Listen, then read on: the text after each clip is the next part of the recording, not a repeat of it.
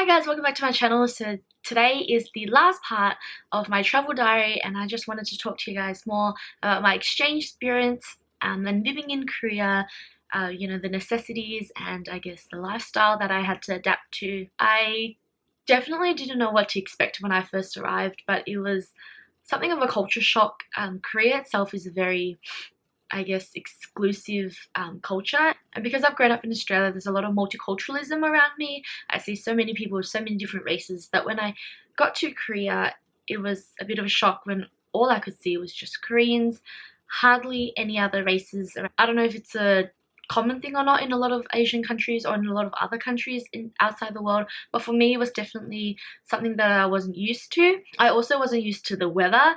I got there when it was just nearing the end of winter, heading into spring, but it was still in the minus degrees and I absolutely hated it. I'm not gonna lie, my experience with Korea and exchange definitely wasn't amazing right from the beginning. I could not cope for the first maybe 1 or 2 weeks. I was very homesick. I felt like I really needed to go home. Thankfully I didn't, because then I wouldn't have that amazing time that I did. But it was just a lot to take in. People are definitely very friendly and the country is very safe in itself. It is very safe to go out like during the night and not have to worry. You can take a cab home by yourself, especially if you have very limited Korean. As long as you know where to direct the taxi driver, you should be fine. I wasn't worried for my safety at all when I was over there. Well, I should have been, but I felt very safe when I was over there. It's very easy to get around in Korea. Public transport is very accessible, very cheap, and it's very easy to sort of figure out where you want to go. There's also an app on Android and iOS devices called Subway, and it's in English as well as Korean, so you can figure out your way to go. And when you're on a bus, it announces what stop is next in Korean as well as in English, so you don't have to worry about that. Taxi is very cheap. It's like starts at $3. I think in half an hour ride is probably like $12 to $20, so it's not that expensive. So let's talk about SNU. I had the choice of choosing between SNU or Korea University, but I ended up choosing SNU, which is the #1 leading university in Korea.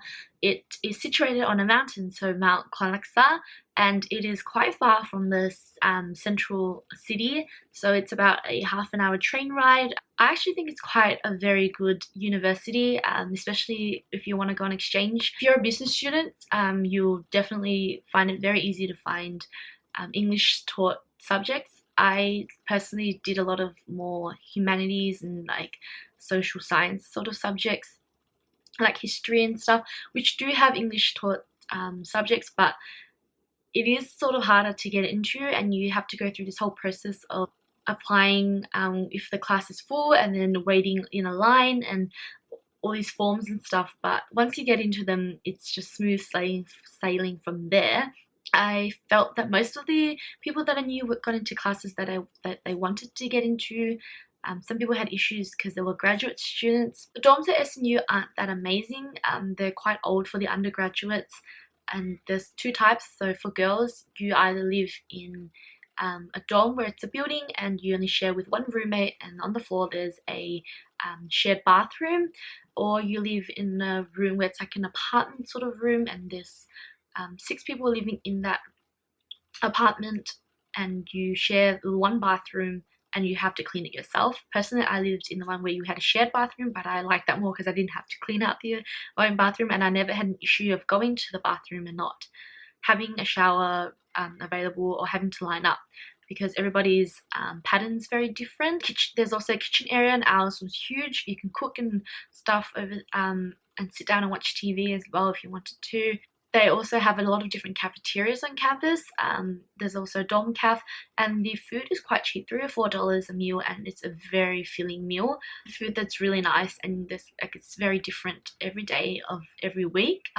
What I really liked about SNU though was the program that they offer you as an exchange. So there's a buddy program, and you get paired up with a Korean over there who's in this buddy program, and then you belong to a different group. So there's 10 groups, and I think each group has around 30 people, and you build this bond with your group. It makes it feel like family. Like my group was group 10, and I just loved everybody in there. We had lunches together most of the time.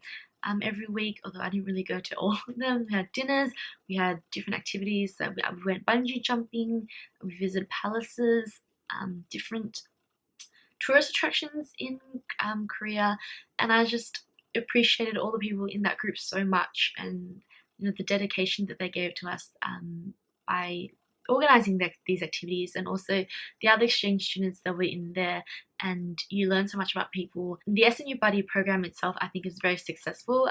They also have other activities that you can do with all 10 group that help you get to know everybody, and there's always pub night every Thursday. Drinking culture is huge in Korea. I made some really good friends, hopefully some really lifelong friends. Definitely feel like my experience was made because of the people that I met there, as well as my experience over there, but I wouldn't have enjoyed my experience as much if I hadn't known these people. Something special that the universities do over there is host this festival. University festivals, and I have to say SNU's festival isn't that great. Like one night we had a DJ come to play, another night we had Epic High come down, which is a hip hop group in Korea, and that was very fun. But I actually got the chance to go to Yonsei's festival, and theirs is epic. It is huge. I felt like I was in a cult. They do a lot of school chants, but I actually got to see a lot of different artists.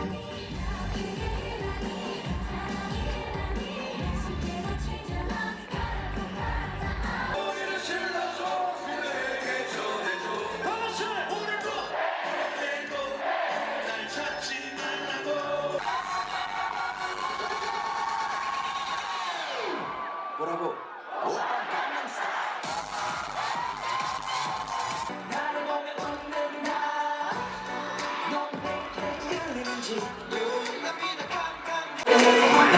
I thoroughly enjoyed the entire experience. I was there from 3 to 10 there, so it was a very long day, but it was really a lot of fun. I know Korea University does something very similar, and theirs is really good as well. So if you do go over there, and whichever uni you go to, try and see if you know anybody to get tickets. They're very cheap. I paid $30 personally to go to Yonsei's, but I know a lot of people pay like 10, 15. And you're going to see some pretty good artists. I would have to say that Korea is a pretty good place to go on exchange if you want to. SNU is a really good university as well if you wanted to attend there. I'm not going to say that your experience will be spectacular the entire time, or that you'll enjoy everything that I did, or that you'll hate everything that I hated. We all have different preferences. That wraps up my travel diary journey for my exchange trip.